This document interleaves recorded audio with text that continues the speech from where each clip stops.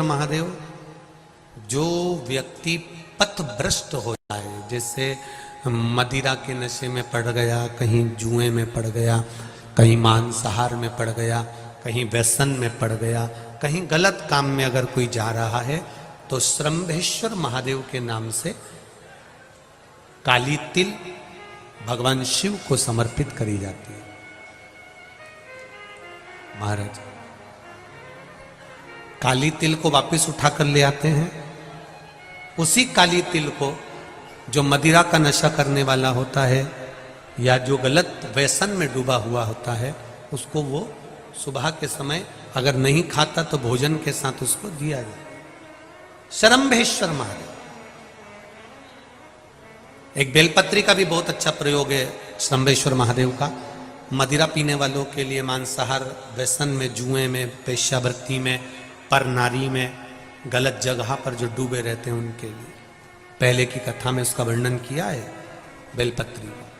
श्रंभेश्वर महादेव। एक बार सब बोलेंगे, कौन से महादेव? श्रंभेश्वर महादेव।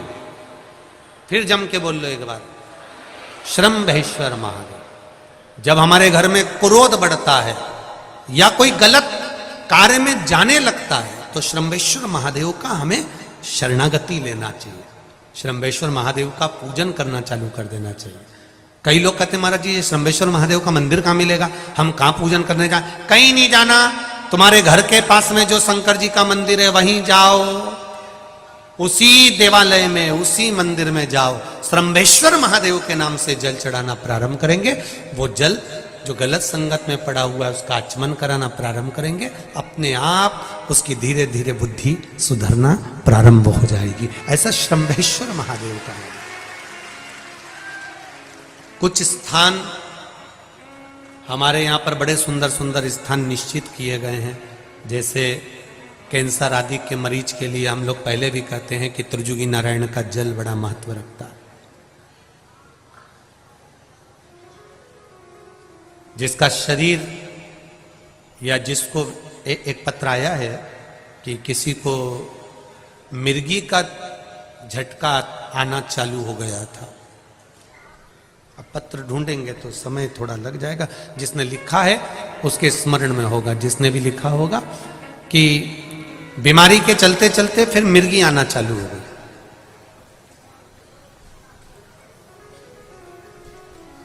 जिसने भी लिखा है वो दोनों हाथ एक बार हिला देना। जिसके लिए भी लिखा हुआ वो इतना ध्यान नहीं आ रहा। तो उनको मिर्गी का झटका आना प्रारंभ हुआ। अब मिर्गी का झटका आना प्रारंभ हुआ, कई महीने निकल गए, मिर्गी के झटके बंद नहीं हो रहे। तब उन्होंने पत्र में लिखा है कि श्रंभेश्वर महादेव का आपने जो वर्णन करा था 31 बेलपत्र वाला, गुरुजी हमने वो 31 बेलपत्र वाला प्रयोग करना प्रारंभ करा।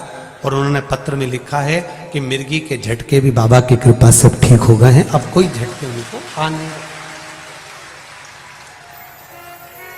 श्रंभेश्वर महादेव का जो वर्णन है, श्रंभेश्वर महादेव का जो गुणगान है, ये कोई साधारण नहीं है।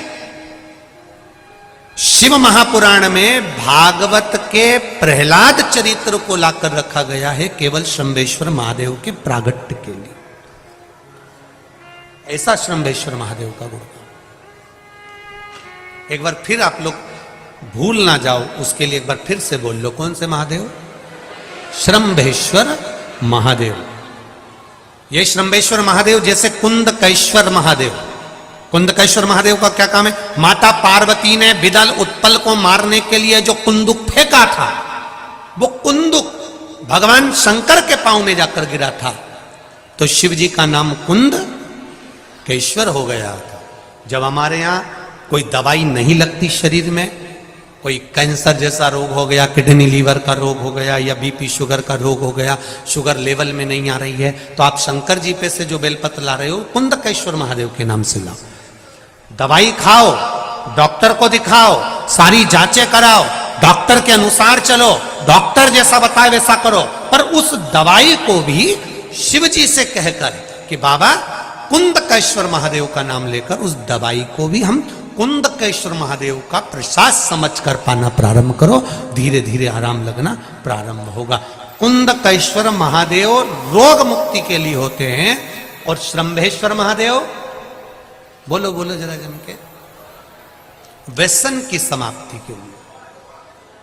शिष्यावृत्ति में, पर नारी में, गलत जगह पर जो डूबे रहते हैं उनके लिए पहले की कथा में उसका वर्णन किया है बेलपत्री का। श्रंभेश्वर महादेव, एक बार सब बोलेंगे, कौन से महादेव?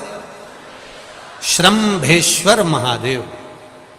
फिर जम के बोल लो एक बार, श्रंभेश्वर महादेव। जब हमारे घर में क्रोध बढ़ता है या कोई गलत कार्य में जाने लगता है तो श्रंभेश्वर महादेव का हमें शरणागति लेना चाहिए, श्रंभेश्वर महादेव का पूजन करना चालू कर देना चाहिए। कई लोग कहते हैं महाराज जी ये श्रंभेश्वर महादेव का मंदिर कहाँ मिलेगा, हम कहाँ पूजन करने जाए? कहीं नहीं जाना, तुम्हारे घर के पास में जो शंकर जी का मंदिर है वहीं जाओ, उसी देवालय में, उसी मंदिर में जाओ, श्रंभेश्वर महादेव के नाम से जल चढ़ाना प्रारंभ करेंगे। वो जल जो गलत संगत में पड़ा हुआ है उसका आचमन कराना प्रारंभ करेंगे, अपने आप उसकी धीरे धीरे बुद्धि सुधरना प्रारंभ हो जाएगी। ऐसा श्रंभेश्वर महादेव का है। कुछ स्थान हमारे यहाँ पर बड़े सुंदर सुंदर स्थान निश्चित किए गए हैं, जैसे कैंसर आदि के मरीज के लिए हम लोग पहले भी कहते हैं कि त्रिजुगी नारायण का जल बड़ा महत्व रखता है। जिसका शरीर या जिसको एक पत्र आया है कि किसी को मिर्गी का झटका आना चालू हो गया था। अब पत्र ढूंढेंगे तो समय थोड़ा लग जाएगा, जिसने लिखा है उसके स्मरण में होगा, जिसने भी लिखा होगा कि बीमारी के चलते चलते फिर मिर्गी आना चालू हो गई।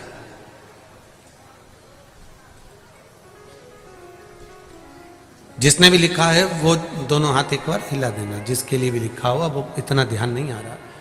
तो उनको मिर्गी का झटका आना प्रारंभ हुआ। अब मिर्गी का झटका आना प्रारंभ हुआ,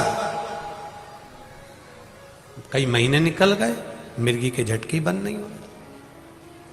तब उन्होंने पत्र में लिखा है कि श्रंभेश्वर महादेव का आपने जो वर्णन करा था 31 बेलपत्र वाला, गुरुजी हमने वो 31 बेलपत्र वाला प्रयोग करना प्रारंभ करा और उन्होंने पत्र में लिखा है कि मिर्गी के झटके भी बाबा की कृपा से ठीक हो गए हैं, अब कोई झटके उनको आ नहीं रहा। श्रंभेश्वर महादेव का जो वर्णन है, श्रंभेश्वर महादेव का जो गुणगान है, ये कोई साधारण नहीं है। शिव महापुराण में भागवत के प्रहलाद चरित्र को लाकर रखा गया है केवल श्रंभेश्वर महादेव के प्रागट्य के लिए। ऐसा श्रंभेश्वर महादेव का गुणगान। एक बार फिर आप लोग भूल ना जाओ, उसके लिए एक बार फिर से बोल लो, कौन से महादेव? श्रंभेश्वर महादेव। ये श्रंभेश्वर महादेव जैसे कुंदकेश्वर महादेव, कुंदकेश्वर महादेव का क्या काम है? माता पार्वती ने विदल उत्पल को मारने के लिए जो कुंदुक फेंका था, वो कुंदुक भगवान शंकर के पांव में जाकर गिरा था, तो शिव जी का नाम कुंदकेश्वर हो।